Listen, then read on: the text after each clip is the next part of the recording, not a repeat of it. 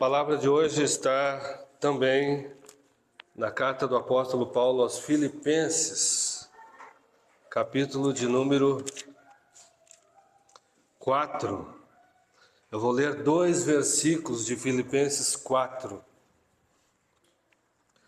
verso 6 e verso de número 7. Diz assim a palavra de Deus: não andem ansiosos por coisa alguma, mas em tudo, por meio da oração e da súplica, com ação de graças, apresentem os seus pedidos a Deus. Então a paz de Deus, que excede todo o entendimento, guardará o coração e os pensamentos de vocês em Cristo Jesus. Eu quero falar hoje sobre paz em tempos de ansiedade. Paz em tempos de ansiedade. Graças a Deus que aqui não tem quase nenhuma pessoa ansiosa, então eu vou falar mais para mim hoje do que para vocês, tá bom? Eu quero falar um pouco sobre ansiedade, né? E o que a Bíblia diz sobre a ansiedade, qual é o nosso... como que a gente reage em tempos de crise, de ansiedade na nossa vida. Primeira coisa que eu queria dizer aqui eu queria trazer uma definição de ansiedade. Eu peguei 2 aqui, tá? Uma delas é um pouco mais popular e outra é mais já do ponto de vista médico. Mas é uma aflição, uma angústia, uma perturbação do espírito causada pela incerteza. Uma relação com qualquer contexto de perigo. Você se sente ameaçado de alguma forma, ainda que seja uma ameaça imaginária, isso pode trazer um nível de ansiedade. Então, uma aflição, angústia, uma perturbação do espírito causada pela incerteza e uma relação com qualquer perigo. Depois tem uma outra aqui.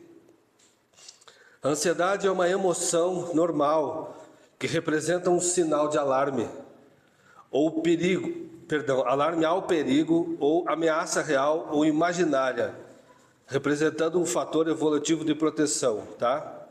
No entanto, quando exacerbado e desproporcional, pode constituir um problema de saúde passível de tratamento.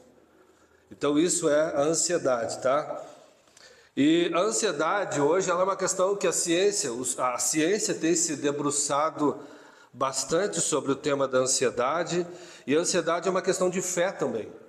Então ela tem sido estudada nesses 2 níveis, né? Os profissionais de saúde mental têm discutido, têm trabalhado, têm se debruçado sobre o tema muito, né? E a ansiedade é um tema, um assunto que atinge todas as faixas etárias, né? Os bebês hoje são ansiosos, já se sabe disso, idosos são ansiosos. Os jovens, então, estão na faixa dos mais ansiosos. Eu estava vendo, eu costumo colecionar e recortar algumas notícias para usar quando for oportuno. A revista Isto É, de janeiro agora de 2025, disse que em 2019 o Brasil foi considerado o país mais ansioso do mundo. Tá? Em 2019 o Brasil foi considerado o país com maior nível de ansiedade no mundo. E depois, com a pandemia, esse texto passou de 100%. Esse índice, passou de 100%. Então, agora, no ano de 2025, segundo essa mesma matéria, o Brasil ele caiu um pouco nesse ranking, mas ele está é o 4º país mais ansioso do mundo. Então, o Brasil ele tem um índice alarmante de pessoas ansiosas, né? E os dados indicam que os jovens são os mais afetados, tá? Uma matéria do Estadão diz que a quantidade de internações relacionadas ao estresse e ansiedade em adolescentes e jovens de 13 a 29 anos aumentou 136% entre 2013 e 2023. Então veja bem, né? A quantidade de internações por problemas relacionados à ansiedade aumentou nesses últimos 10 anos praticamente em 136% entre os jovens. E curioso é que nós somos também o país mais evangélico quase do mundo, né? Um dos quase, né? Não sei dizer em qual ranking nós estamos, mas o Brasil é um país católico e evangélico, né? E eu fico me perguntando, né, qual a diferença a nossa fé em Jesus e no poder de Deus está fazendo no meio disso tudo. Que diferença ser cristão faz hoje para os nossos dias, né? Eu disse aqui que a ansiedade é um problema, é uma questão que a ciência tem se debruçado, mas também a ansiedade, gente, é uma questão espiritual. A Bíblia trabalha isso de forma espiritual. A ansiedade é uma questão espiritual. Muitas vezes ela tem a ver também, melhor dizendo, com questões espirituais. E as Escrituras sempre falaram sobre ansiedade. Você vai encontrar desde o Antigo Testamento até o Novo Testamento menções a respeito do tema ansiedade, né? Por exemplo, Mateus 26, do 25 ao 33. Jesus vai dizer, não andem ansiosos por coisa alguma. E ele fala sobre, vocês não estão vendo os lírios do campo, vocês não estão vendo os pássaros, eles são sustentados por Deus dia após dia. E ele pergunta assim, por acaso vocês não valem muito mais do que plantas e pardais? Por acaso Deus também não vai cuidar de cada um de vocês? Se Ele cuida das plantas, se Ele cuida dos animais, se Ele cuida dos pássaros, por acaso Ele vai descuidar de cada um de nós? Então por que é que vocês estão ansiosos, diz o Senhor Jesus Cristo em Mateus 6. Paulo fala nesse texto, foi citado aqui a agitação de Marta, né? E Maria, enquanto estava aos pés de Jesus, Marta agitada, e Jesus pergunta, Marta, por que é que você está ansiosa com tantas coisas? Por que é que você está inquieta? Por que você está agitada? Por que é que você está ansiosa por tantas coisas? Maria escolheu a melhor parte. Isso eu não vou tirar dela. Os salmos, gente, são uma leitura maravilhosa para aqueles que estão agitados, para aqueles que estão inquietos, para aqueles que estão ansiosos, né?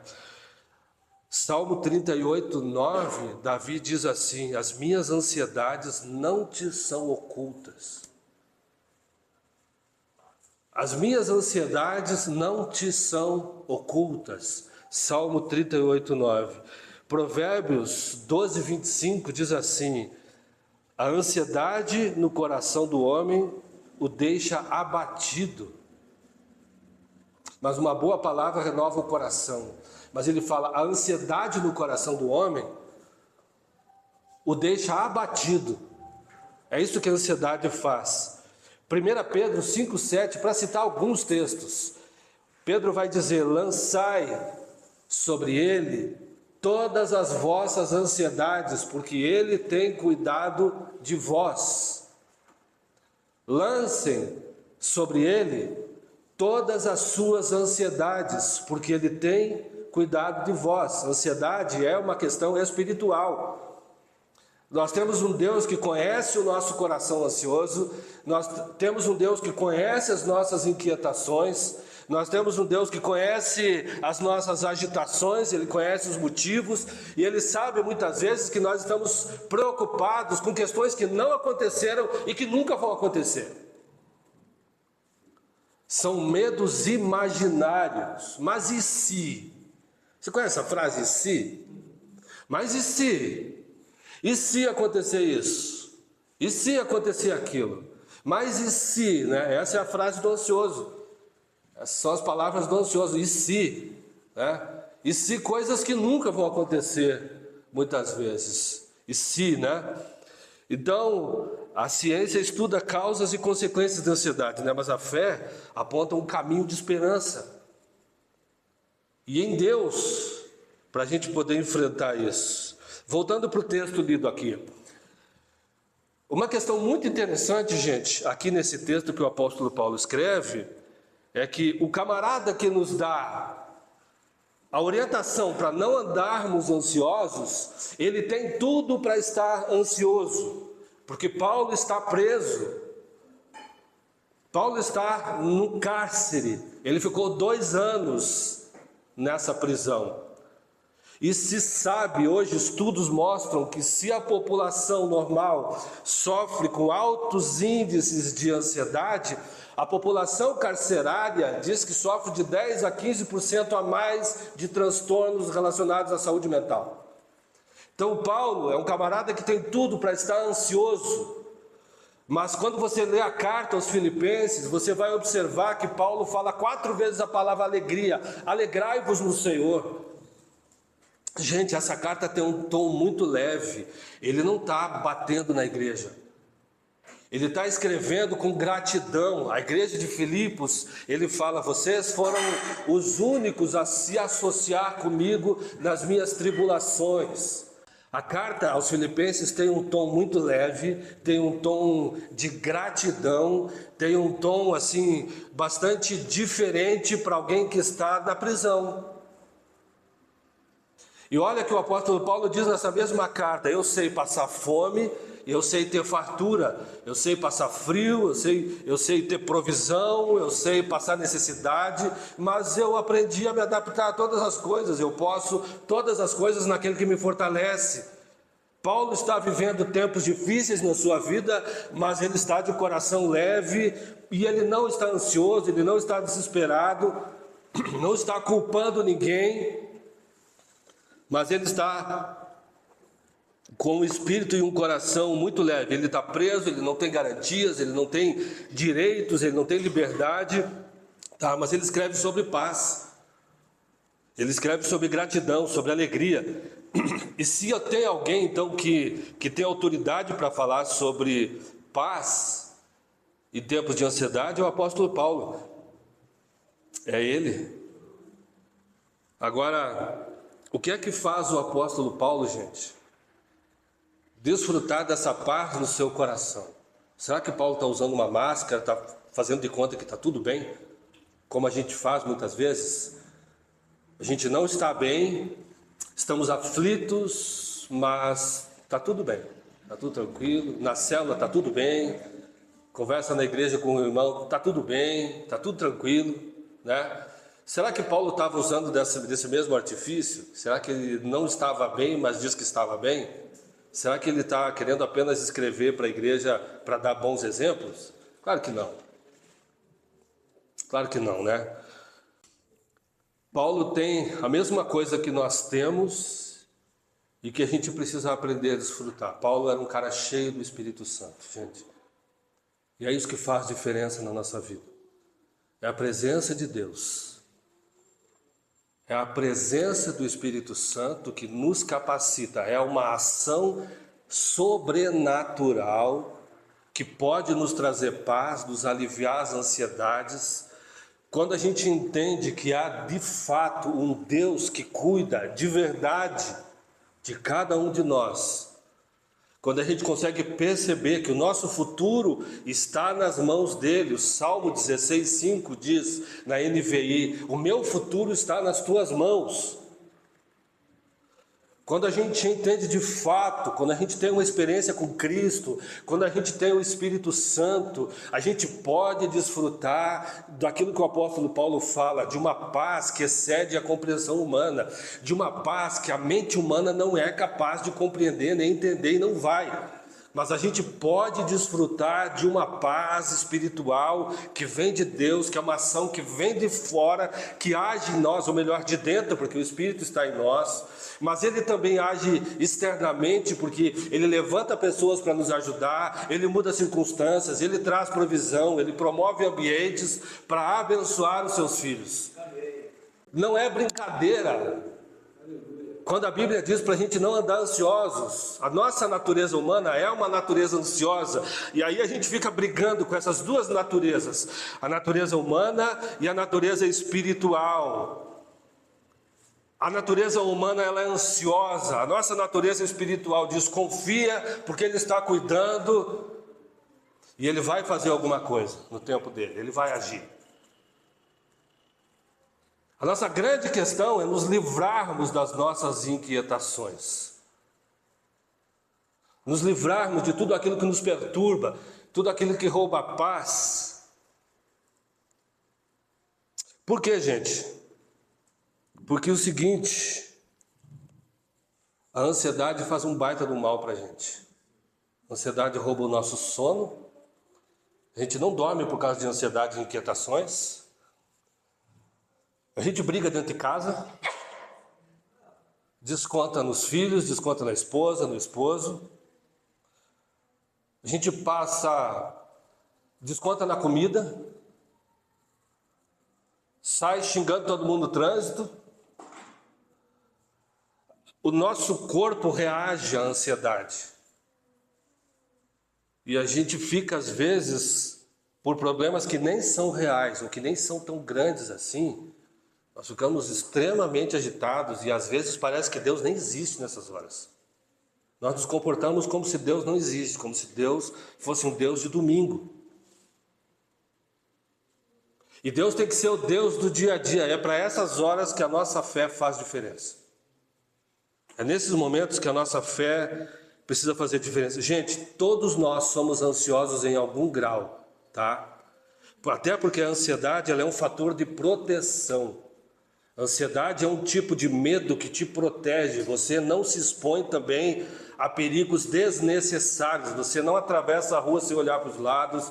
Você não sai a qualquer hora da noite, dependendo do lugar que você estiver. A ansiedade, ela tem níveis naturais, ela é um fator de proteção. Agora, a questão é quando a ansiedade, ela se transforma também numa incredulidade do nosso coração. Porque a ansiedade também é um tipo de incredulidade.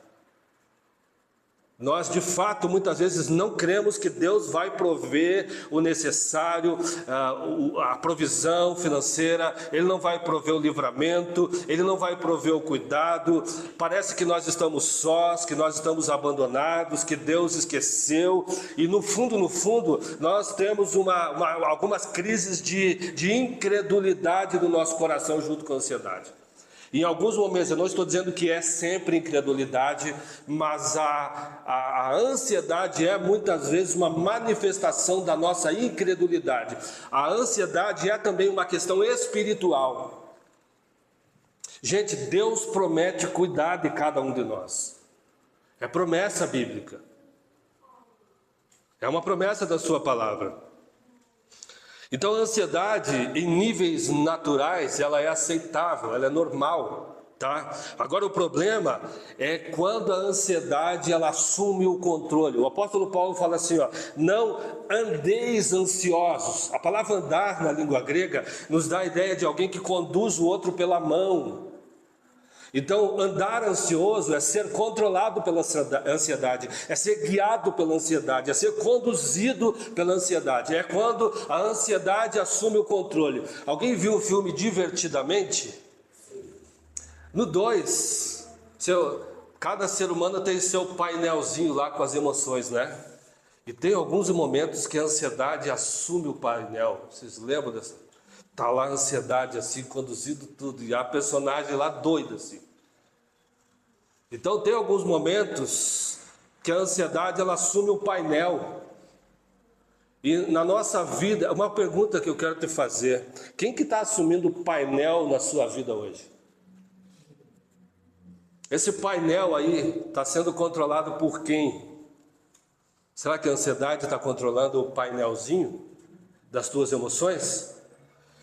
E isso pode acontecer, né?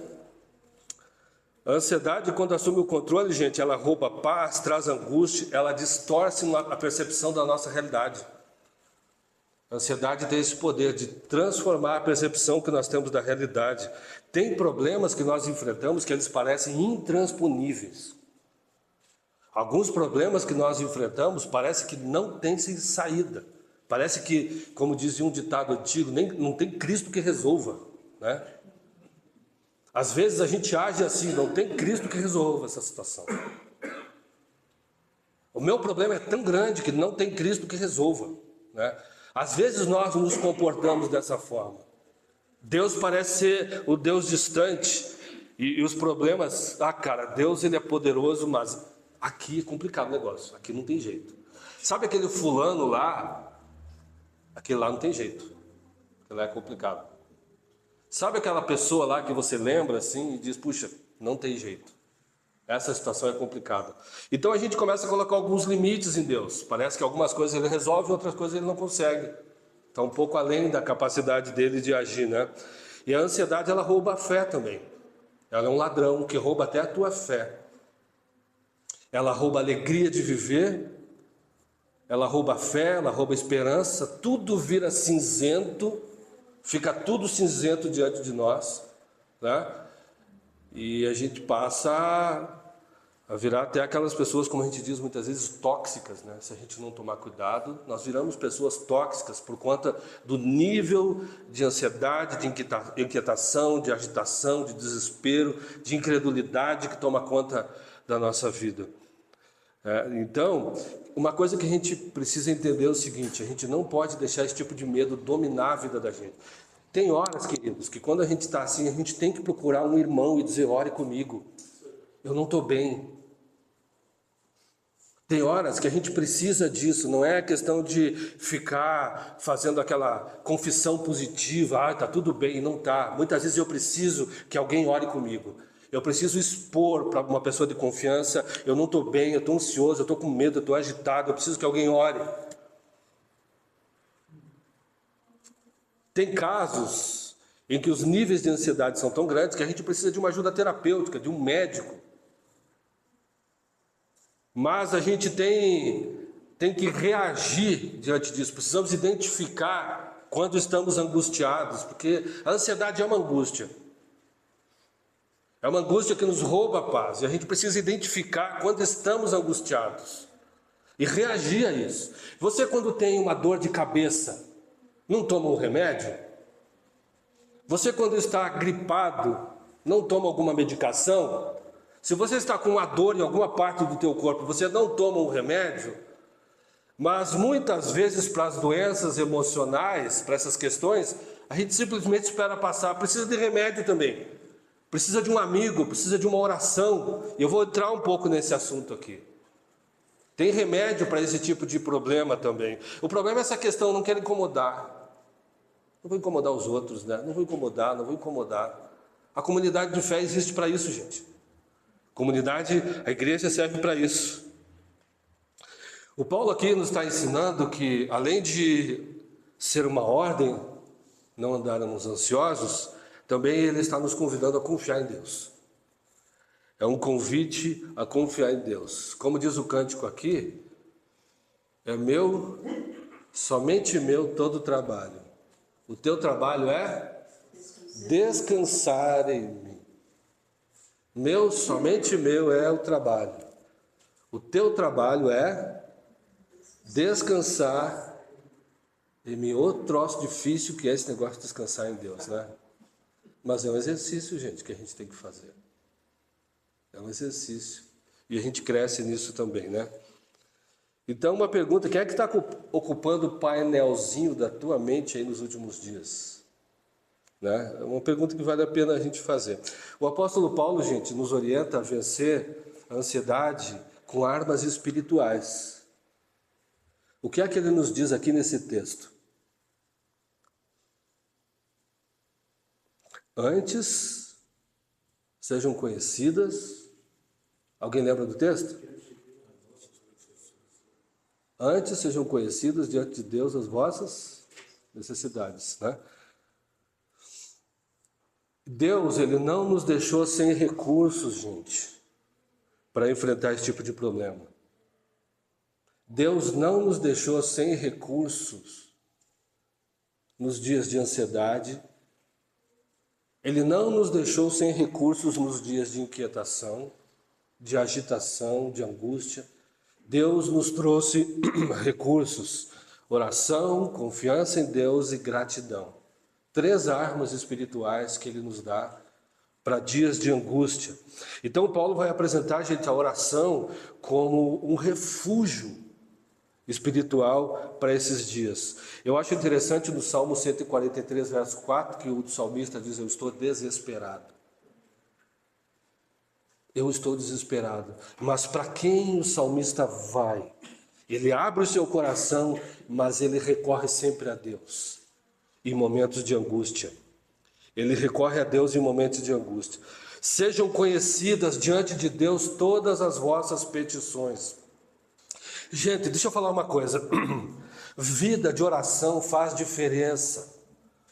Você ter uma vida constante, você ter uma vida regular, você ter uma vida dia a dia de oração. Eu não estou falando da oração como comprimido que eu tomo quando preciso, às vezes de noite antes de dormir, às vezes, quem sabe, numa refeição, ou quando o cinto aperta muito, daí eu tomo o comprimido da oração. Eu estou falando da oração para o dia a dia, você ser uma pessoa de oração, você ser uma pessoa em constante oração, e não é aquela oração assim, ai Deus abençoe.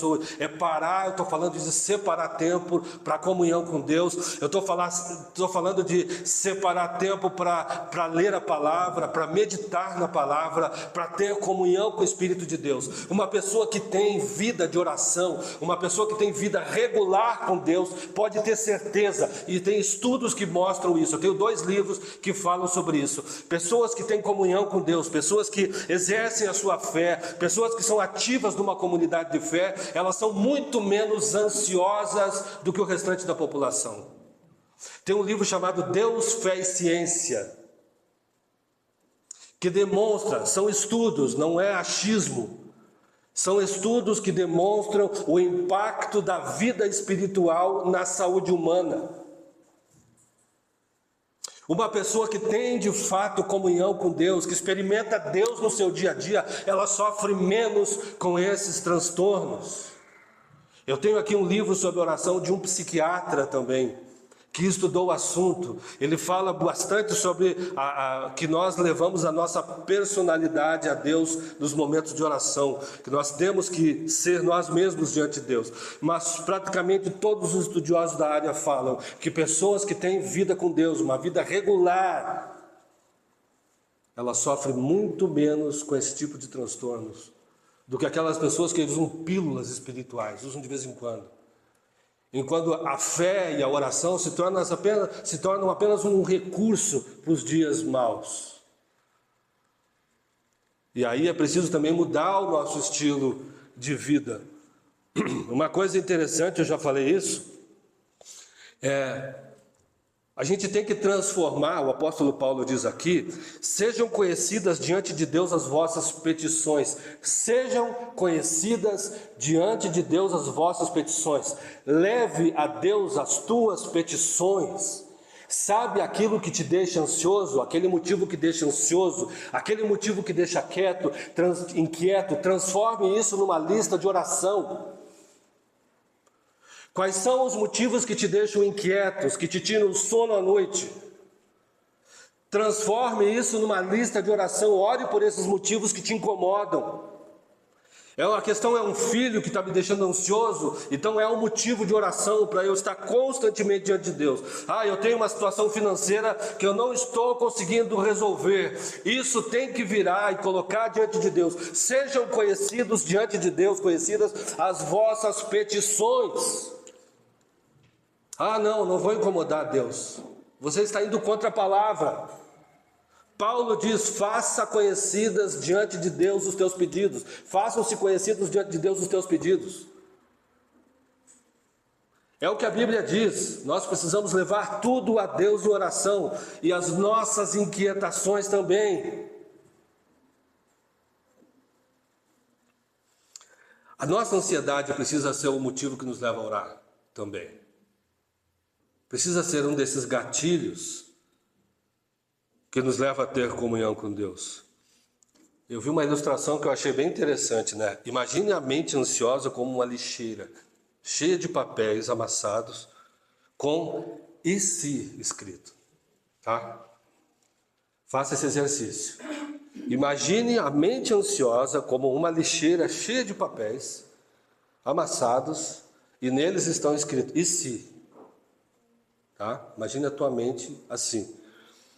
Paulo nos convida a abrir essa lixeira e transformar cada papelzinho desses em uma súplica diante de Deus.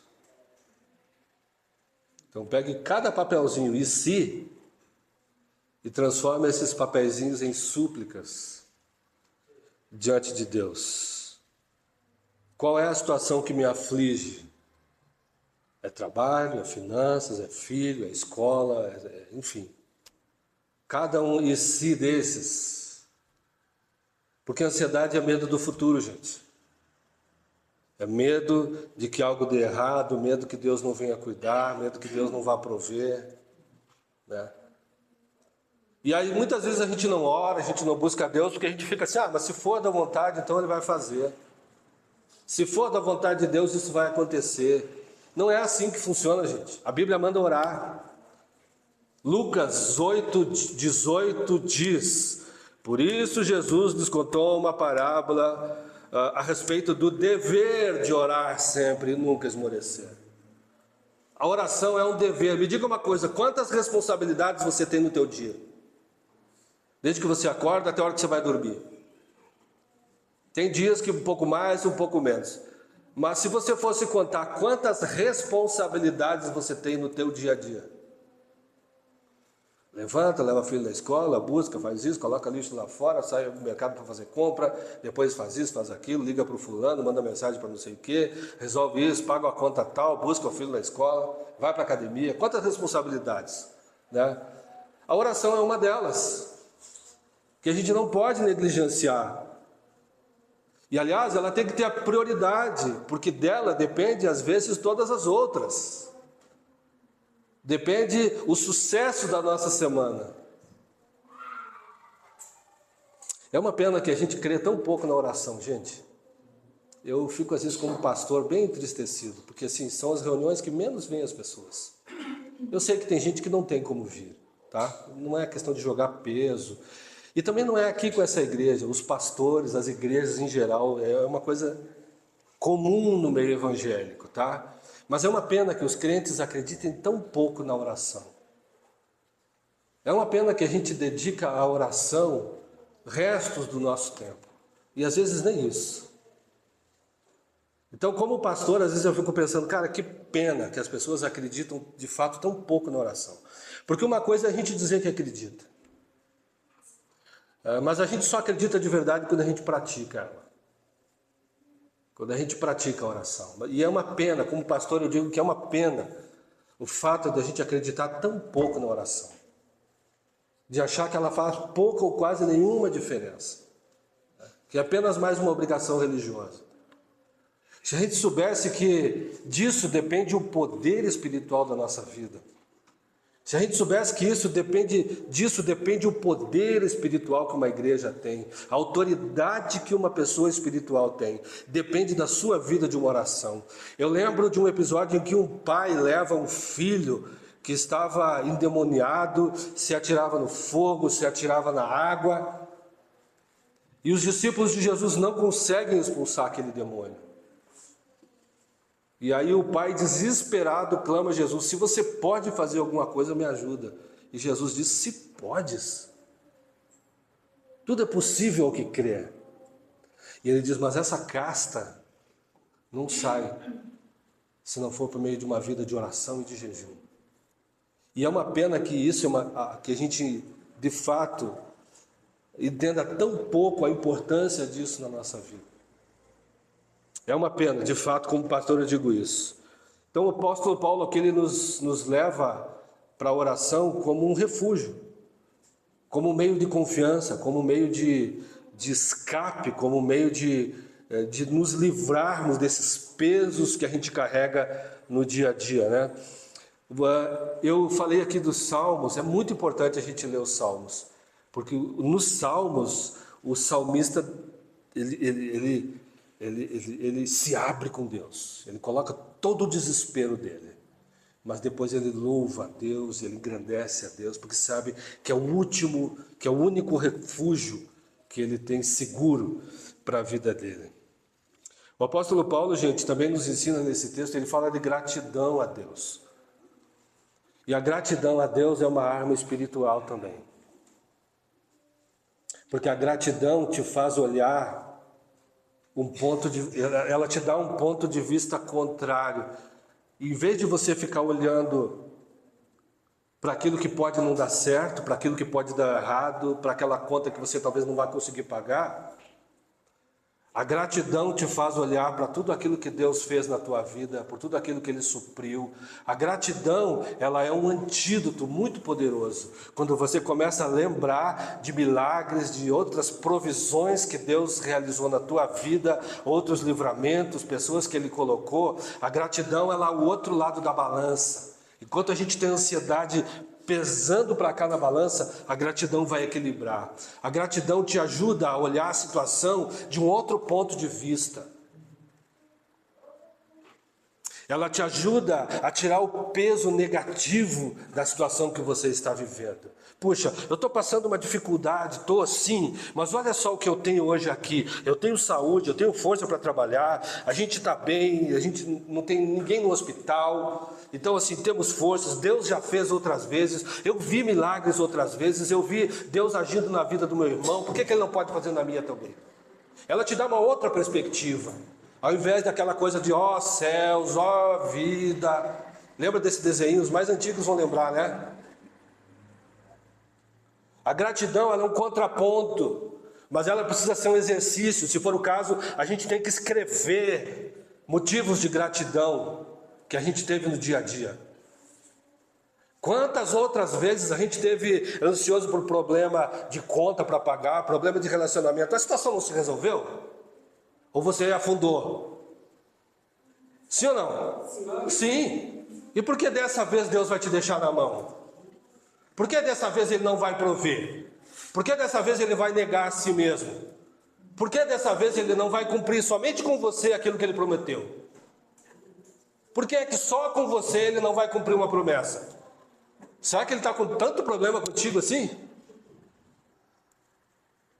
Mas falta, às vezes batemos na porta, dar soco na porta, não é nem bater. Fervor espiritual, orar, buscar a presença de Deus. Senhor, eu quero ver um milagre, eu quero experimentar. Ao invés de se entregar para essa angústia, essa inquietação. É separar tempo para orar, gente, é bater na porta mesmo, dizer, Senhor, eu tenho essa necessidade, eu quero ver essa situação sendo resolvida. Gente, olha só, essa nossa placa aqui, que está aqui fora, ela era para acender durante a noite, tá? Já no segundo dia não funcionou mais. Eu marquei N vezes com o eletricista. Era 3 canos por semana. O proprietário do imóvel marcando e o cara não vinha. Tá. Semana passada eu falei, Senhor, eu quero entregar isso para o Senhor. Senhor, me ajuda, levanta um eletricista. Levanta alguém que marque e venha, né? Porque foram várias vezes. E eu falei, eu vou só orar por isso. Eu vou só orar. A partir de agora eu não vou falar com mais ninguém. Eu vou só orar. E eu fiquei orando. Eu vim para cá, orei um dia, orei no segundo dia. No terceiro dia eu estava aqui, o proprietário bateu na porta com o eletricista. E aí eles olharam, subiram. E ontem eu passei aqui e está funcionando a placa. Eu decidi, Senhor, eu não vou falar com mais ninguém. Eu vou só orar. Senhor, coloca um eletricista no nosso caminho. Nós compramos a placa, pagamos a placa e é para o bicho funcionar. Né? Ontem eu passei aqui e estava funcionando. Eu falei, Senhor, eu não quero ficar me preocupando com esse tipo de coisa. E aí está funcionando a placa. E às vezes o que a gente tem que fazer é isso, gente. Senhor, eu tiro esse negócio das minhas costas, não quero carregar esse peso. Senhor, eu não quero mais carregar esse peso, esse fardo, eu quero entregar. Eu quero deixar na tua mão. Amém. Sabe, não quero ficar angustiado, pensando, inquieto de noite, irritado, brigando com todo mundo. Sabe aquela coisa que você faz assim, pega aquele peso e tira das tuas costas e diz assim, esse troço não me pertence, né? Que nem dizia eu. E aí tem questões que a gente tem que orar, gente. Tem que orar. Essas inquietações que vão nos roubando muitas vezes, né? Eu estou indo um pouco para o final da minha mensagem, tá? O apóstolo Paulo, o que ele diz aqui nessa passagem? Antes de terminar. O pastor diz que vai terminar e nunca termina, tá? Mas, vamos ver aqui. 6 e 7. Não andem ansiosos por coisa alguma, mas em tudo, por meio da oração e da súplica, com ação de graças, apresentem os seus pedidos a Deus. Olha o que ele fala aqui. Então a paz de Deus, que excede todo entendimento, guardará o coração e os pensamentos de vocês em Cristo. Há uma paz aqui, há uma promessa de paz. quando a gente entra na presença de Deus com súplicas e apresentando os nossos pedidos. O apóstolo Paulo nos diz que há uma promessa de paz. E ele fala que é uma paz que vai além da lógica humana. Que é uma paz que a mente humana não é capaz de entender, está acima da nossa compreensão. Ele faz uma promessa de paz. Paulo está dizendo que há uma paz que ela não é humana, que ela não depende de circunstâncias, não depende do problema estar resolvido, não depende da tua vista. De repente você vai continuar não vendo nenhuma solução para a questão naquele momento. Mas existe uma paz que é do Espírito, que é sobrenatural, que a mente humana não tem capacidade de compreender. E ele diz que essa paz, ela vai guardar o nosso coração. A ideia do termo guardar o coração aqui, esse termo é um termo militar, tá? Então é como alguém que vai montar uma sentinela ao redor de você, no teu coração. É um termo purel ou furel, alguma coisa assim, tá? É como sentinelas armadas guardando uma cidade. Então a paz de Deus faz guarda no coração e na mente do crente. Então é algo sobrenatural, gente. É o fruto do Espírito, como diz Gálatas 5:22, paz. Paz é um dos frutos do Espírito. É um fruto do Espírito. Paz, alegria, mansidão. Então há uma promessa de Deus de uma paz que é incompreensível à mente humana e que vai guardar, que vai montar uma sentinela, que vai te proteger de outros ataques, vai proteger a tua mente e o teu coração. É algo sobrenatural. O problema ainda não está resolvido, mas eu estou em paz. A paz de Deus guardou a minha mente e o meu coração, tá? Paulo, lá em Atos 16, e Silas foram presos injustamente. Eles levam uma baita de uma surra, depois eles vão para a prisão injustamente, eles ficam amarrados num tronco, tá? Aquilo devia doer por causa da posição, eles eram amarrados com pés e mãos aos troncos, aquilo devia dar uma dor na coluna. Agora, o que acontece com Paulo e Silas machucados, presos injustamente, amarrados a um tronco, presos a um tronco? O texto diz que eles estavam cantando louvores, gente. Eles estavam cantando louvores a Deus e orando. E todos os outros encarcerados lá estavam juntos, ouvindo aquilo. E de repente a Bíblia diz que veio um terremoto e arrebenta com tudo. Gente, é só pelo Espírito que a gente consegue experimentar esse tipo de situação. Não é humano. Alguém que está preso, que levou um monte de açoites, deve estar cheio de dor lá, é pelo Espírito. Por isso que a gente diz, há uma ação espiritual na vida do crente que nos protege. E isso nos torna diferentes pela graça e pela misericórdia de Deus das outras pessoas que estão aí fora, que não têm o Espírito de Deus e que estão passando por pânico, por ansiedade e por tantos outros transtornos. Nós temos esse fator que faz toda a diferença, o Espírito Santo de Deus. E ele faz de fato diferença, gente. Faz diferença. Faz diferença. Então a paz dele vai guardar. A ansiedade tenta invadir, mas a paz de Deus é uma sentinela que nos protege, tá? E eu vou terminando aqui, repetindo alguns pontos, tá? Então, querido, vença a tua ansiedade com armas espirituais. Se posicione no meio disso. Para de reclamar. Pare de reclamar das situações. Pare de ver tudo cinza. Comece a usar as armas que Deus nos deu. Deus não nos deixou sem recursos para enfrentar essas situações nas nossas vidas. Você tem um poço que está ali, você tem um balde. Se você não for buscar, você não vai ter água. Então Deus não nos deixou sem recursos. Às vezes é muito mais fácil eu correr para tudo que é lado, bater em tudo que é porta, falar em todo mundo, mas não ir naquele que pode resolver o problema. A gente não vai naquele que pode resolver, que tem poder para atuar, para intervir e resolver o problema. Você pode continuar carregando o fardo da ansiedade, das inquietações e das preocupações, ou pode entregar tudo a Deus, confiando que Ele vai guardar a tua mente e o teu coração com uma paz que só Ele pode dar. Eu quero convidar você, nós vamos ter um tempo de oração agora, eu queria que a gente fizesse esse exercício. Quero que você venha aqui à frente para a gente orar, como símbolo. Senhor, eu quero entregar o meu fardo ao Senhor, e eu só vou orar de vez em quando daqui para frente, eu quero orar por Ele. Faça o exercício, as coisas que te inquietam, escreva e ore por elas. Amém. Bata na porta insistentemente diante de Deus. Tem algum fardo que está pesado nas tuas costas hoje?